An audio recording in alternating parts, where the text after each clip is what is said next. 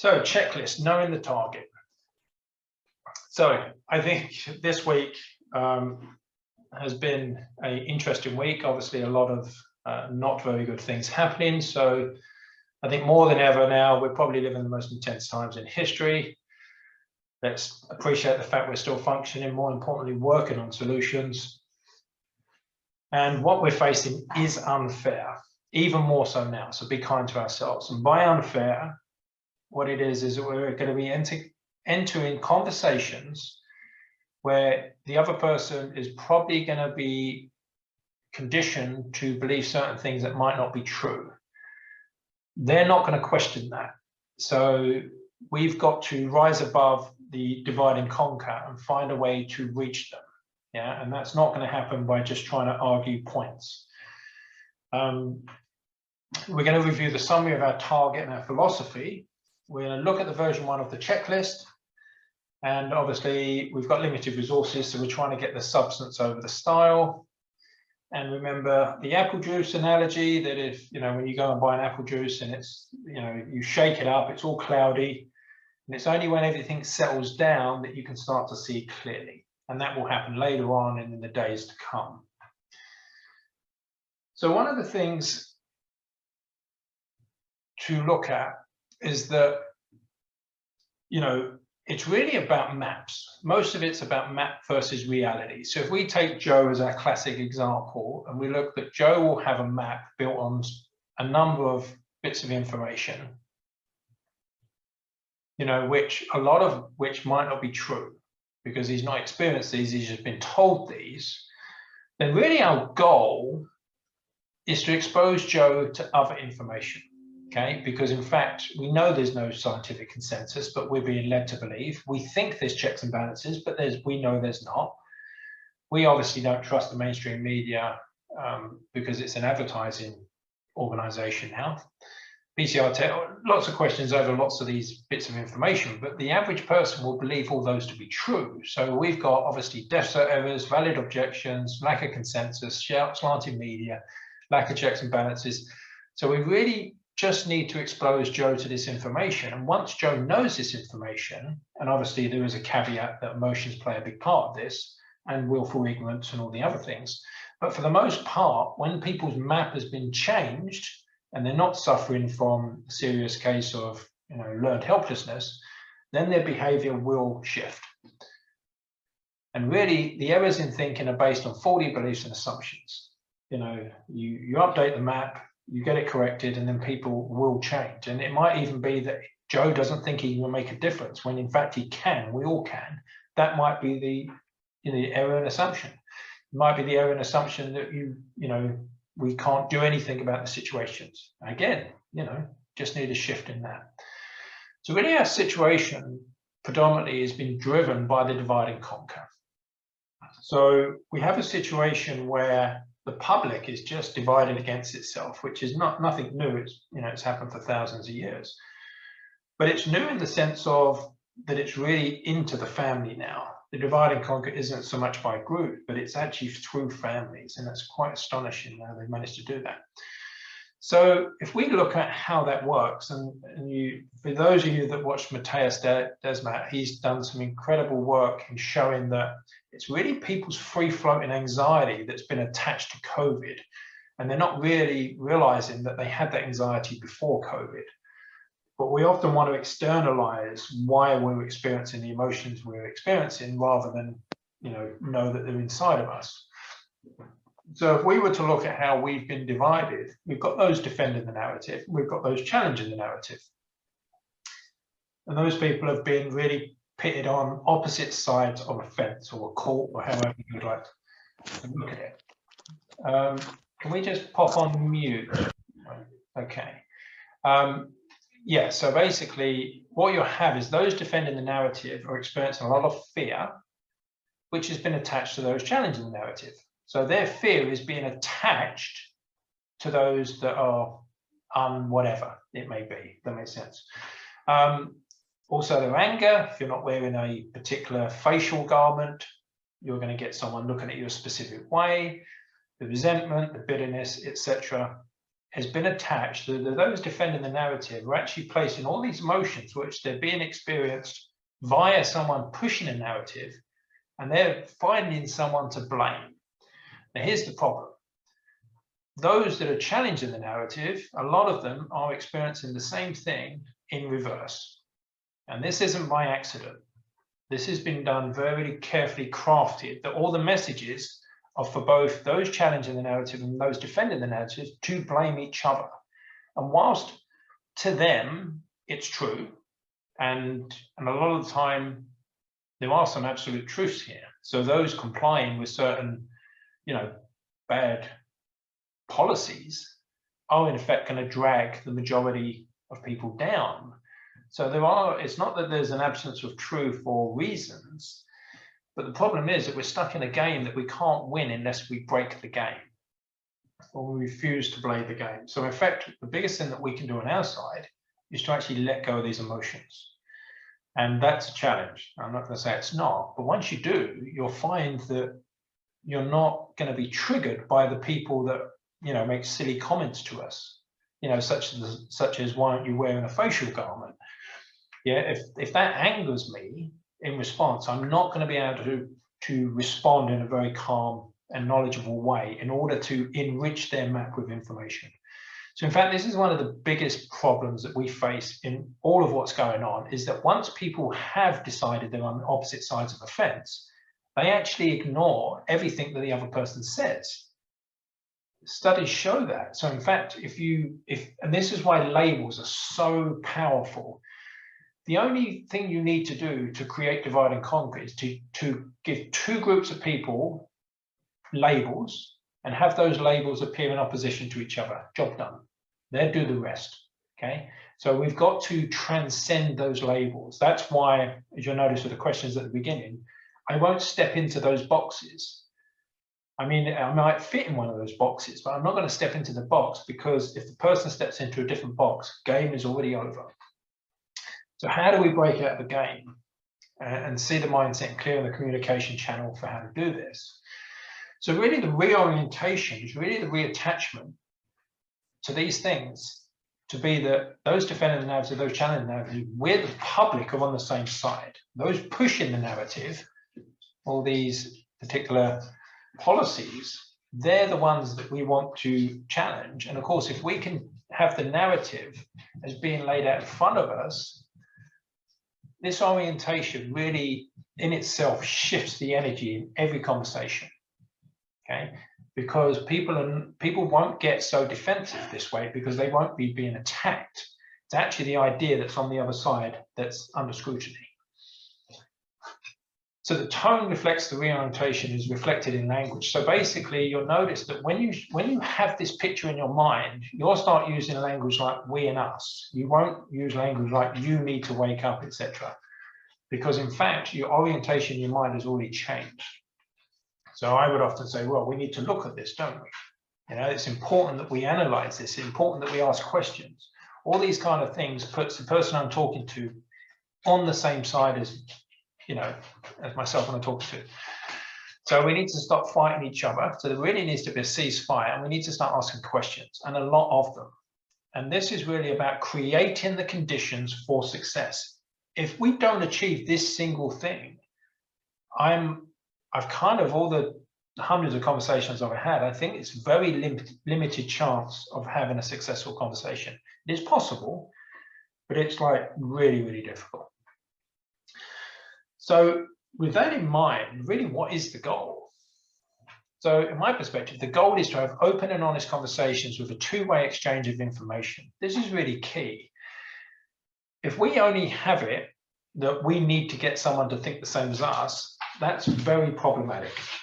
The other person will feel that energy and they will defend and push against it. So we want to be, it's being effective in sharing information so that the other person will have an enriched map. Really don't underestimate that there is a point at the weekend, the question come up about what was the domino, and the inference was that there's a domino that sets off, a cause of events where people become aware of what's going on. So the domino is key, but I think everyone's already had a domino knocked. The next question is, what is the straw that breaks the camel's back? That makes sense. So people, we've kind of got this, it's just a vulnerability of the human mind. It thinks black and white a lot of the time. But a lot of the time, people's minds are set up such a way that, you know, it's just being exposed to a certain amount of information that at some point, the whole narrative collapses in their mind. So our job is to keep sharing information, to keep asking questions, to keep doing it in such a way that the longer we stay connected to someone, that channel allows us to deliver more and more information. That makes sense? So often people think, oh, it's just one thing. But if you're tearing a building down, a lot of the time, unless you do a controlled demolition, which could be a court case, metaphorically, but if you're tearing a building down, you've got to keep tearing down the main supporting walls. And if you understand what those are, you can just keep sharing information where you don't, and of course the philosophy is not to tell them, the philosophy is to expose them to information that does the job. And obviously we go into detail on some of the other things around that. And of course, learn to share information in ways to reach maximum number of people and reach them effectively. I shared a 2-minute video on Twitter the other day, and I set up the wording very, very intentionally to be on the same side. It went viral, and in 2 days it had like 45,000 views, but it didn't have a single objection because I'd set it up that we, the people, were on the same side and this was happening against us. So the only people that would probably push against it would be those pushing the narrative, and obviously none of them had got to see it.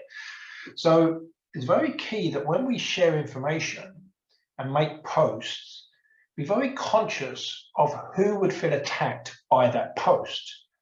And if we do say things like wake up or people are stupid and all those things, the very people that we need to watch or read it are going to be the very people that do not.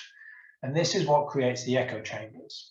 So really to think about, you know, once it happens in our mind that we're all on the same side, that will kick off a cascade of adjustments in our mind. So when we think about sharing information, we really want to understand that this, for me, is a very profound quote. The two words information and communication are often used interchangeably, but they signify quite different things. Information is given out, communication is getting through. So how many of us have constantly thrown information at people? Like, say we send someone an email with 10 links. We may have shared every piece of information that person ever needs to read on the narrative. But if they don't open one of them, then it's had sort of zero effect. So in terms of information, really the communication is how much percentage of the information has made it into the other person's awareness. That makes sense. So that's the way I think about it. So I think about it as force versus resistance. So our introduction of new ideas or question existing ones are an example of a force. So that's like an archer pulling back the bow to fire an arrow at a target, okay? But the elements that are stopping hitting the target are the resistance or the obstacle. So if we have a door in the way, and a very common door that we have and experience is cognitive dissonance, if that door is closed, it doesn't matter how many arrows I fire and how much force I fire them with. Zero will land. So a lot of the project is moving our focus from force to resistance. How do I get the door open? And then, of course, I can land my information very effectively. So you'll find that once you have a very good conversation where it's very open, very trusting, very communicative, you'll land just so much information by talking about the information. And obviously, we did a session last week on metaphors, but I did one over the weekend, expanding it to stories, metaphors, and questions. And if that's your predominant method of sharing information, you will land significantly more information on the target. As Jeremy Bruner studies in the 60s and the 70s showed, a bare fact given to someone rarely lands. If you wrap it in a story, it lands 22 times more effectively. So learning the reaching people method, you know, and affecting change is really, you know, I think that the way I look at it is we've got this seesaw. We've got those challenging the narrative. and we've got those not challenging the narrative, and these are two ends of the spectrum, okay? But these that are on the fence are the key. Wherever they move, the ones at the other end will have to follow. We're in a democracy, you know, some would say tyranny of the masses, but it really only takes a majority vote to get a lot of these things through. So we really want to be focusing on the low-hanging fruit and the people in the middle that are going to be somewhat more reasonable. I obviously like, you know, talking to the people at the other end because, you know, it's very skillful to learn how they see things. But in fact, those not challenging the narrative will just follow those on the fence.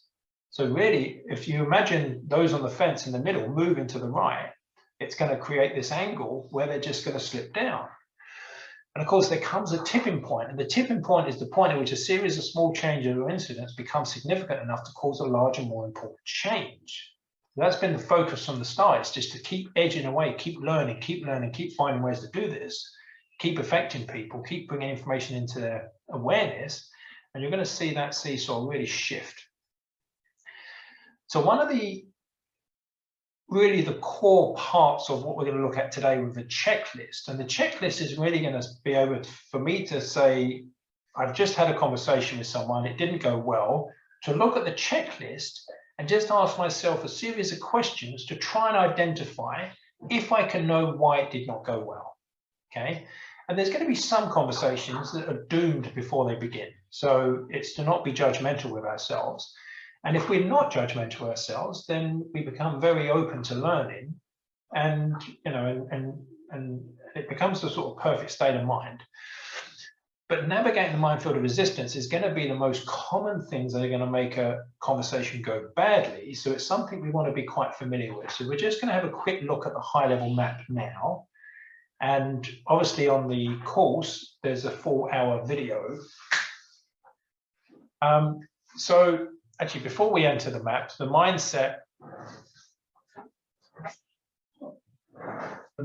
is very, very key. Probably the most important thing. So we'll assume that the mindset is in a good place before we enter the map. Then we've got the threat. Now, if either person in the conversations feels threatened, now it's not necessarily physically. If our ego is threatened, we are gonna, you know, we're gonna really respond a certain.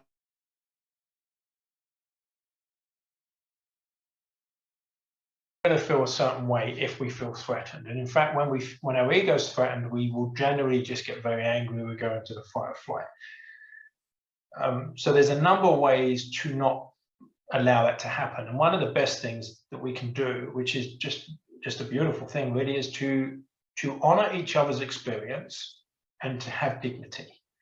And once those two things happen, it's very easy not to. It's one of the things I noticed early on, is that I just wasn't honoring the other person's experience.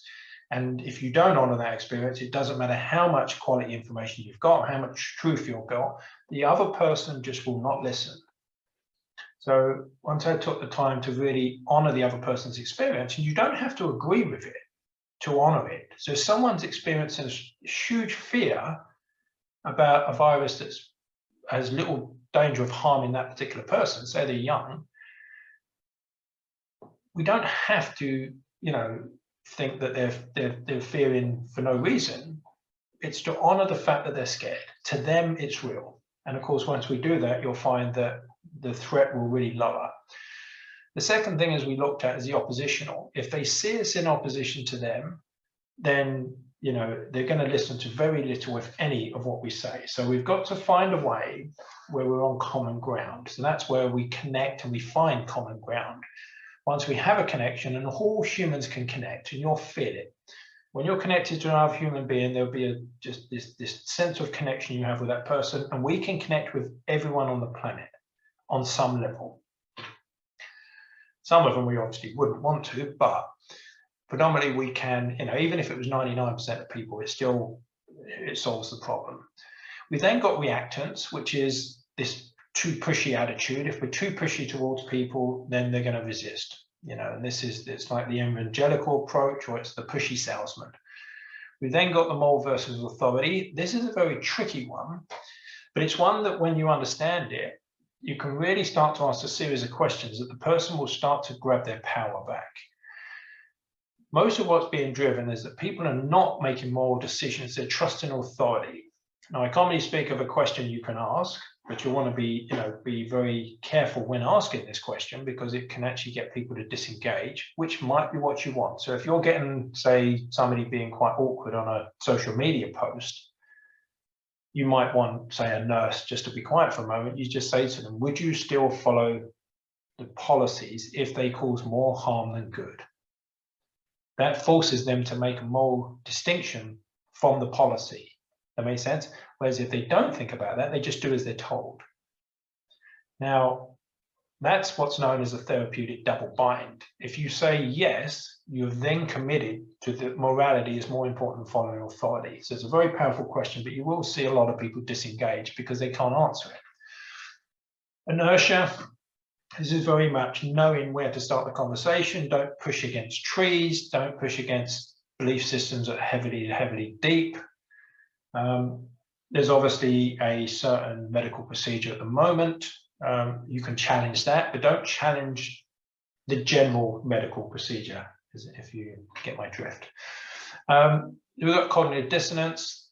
This is a very common one. I would say that don't give people conclusions. Do not tell people the punchline without the body of the joke. And to sum this up is show, don't tell. We then got weapons of mass communication, which is metaphor, stories, and questions. We have a few presentations on those. It's pretty much most of the way that I will share information is through those three things. I was watching a scientific presentation a few weeks ago on a Zoom call. Absolutely incredible presentation, an hour. If you ask me today, I couldn't remember a single thing that the doctor said, the scientist said. It was brilliant. One scientist came in and said something for 2 minutes, and I can tell you exactly what he said, because he put it into a metaphor. And that metaphor forced me to create the pictures in my mind, so then I owned the knowledge.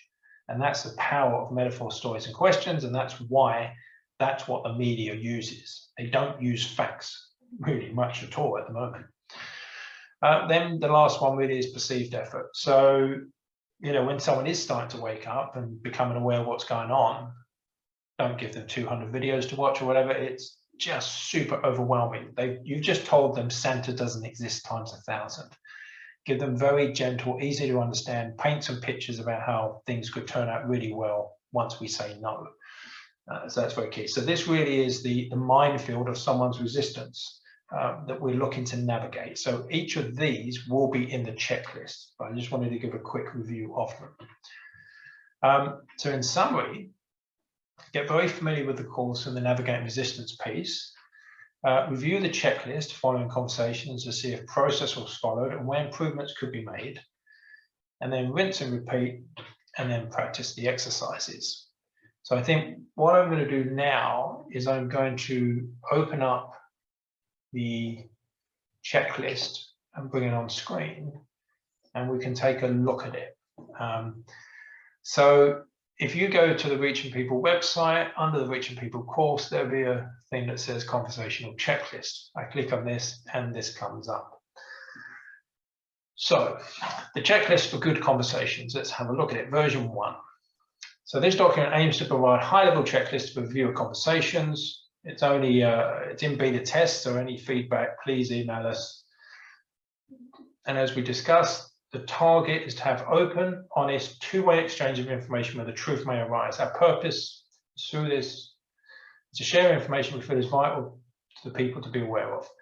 Okay, so I'm going to open it in Word. So I'm going to download it.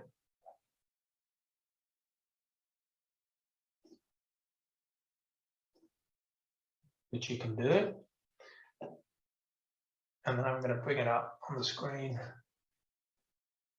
Okay. Where did that go?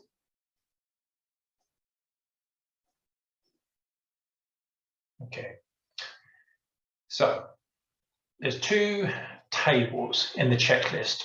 The first one is the pre-discussion. So it's our mindset. This is, in my opinion, the most important thing.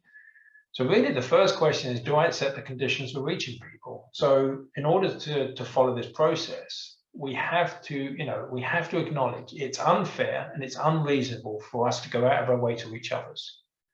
But this is the real situation we face right now. It's important to accept the situation in order to find solutions to it. So we really, it's like digging a hole. At some point we have to say, right, we've got to stop digging and try and find a way out of it. It's not fair. It's not reasonable, but it's something we have to do. Once we acknowledge that, then we start to really look for how to reach people. We put the emotions to one side and resolve them. The second question is the communication channel blocked. We've got a video in the mindset section, which is when you're talking to someone. So if you imagine, you could do this exercise right this moment. Imagine someone that you wish to reach. Now, when you think about that person, do you feel warm and fluffy, or do you feel anxious and lots of negative emotions? Okay. If you feel anxious and negative emotions, those emotions will get in the way and trip you up. Okay. And that's what the EFT on a Tuesday night's about. There's many techniques to, resolve the emotions. And of course, the next thing is, do I have strong negative emotions getting in my way of articulating my points? So if I don't feel confident, if I don't feel that I'm up to it, all these things, and by the way, everyone here has got more than enough resources and skills to do this. Next question, do I know how to articulate my point? And then this last one really is, how is the caricature in my mind of the person I'm speaking with? So this is really talking about, let's say you're in social media and someone posts something on there, and we don't know them. We're going to respond to who we think they are. And we're going to, respond to the stereotype. It's really key to break free of that and just see them as another human. One. Obviously, someone that may be very, sort of, what's the best word of describing it, but very unreasonable in their belief systems. But beyond that, unreasonableness will be a real person with real feelings and real belief systems. So then we've got a series of questions, which is really coming for a lot from the high level map, and really just to ask that, I've had a conversation, did either of us feel threatened? Okay, so basically, did one of us get very emotional very quickly? And then we, there's a bit of a description, and then there's the 5 key things, which comes from the conversation do's and don'ts. Next one, were we too pushy? So that's reactants. Okay, did I go off piste? Yeah, so did I start to talk about, complex genetic manipulation? Or did I give conclusions contradicting their current beliefs? And then we've got some of the useful things here to read up on. So really, it's quite a useful checklist. Does it feel like we're in opposition? If that's a yes, then we've got to find a way to connect when we're not in opposition.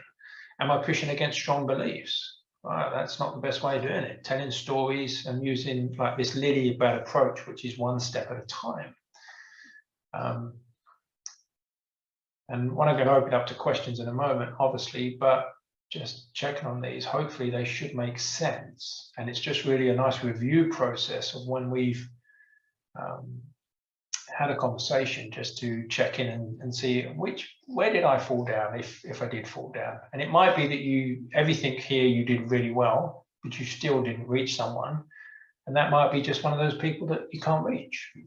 And that's, you've done your best. So in summary, we've got the checklist there, it's up on there. You can review it just to check on your conversations, rinse and repeat, practice the exercises, and just by nature of doing this, you'll find that you'll just get a lot better. It's certainly been my experience. So if anyone wishes to donate, they can do it at the website. And also the new website is reachingpeople.net. If you wish to email us here, the course is on the website with new videos going up as soon as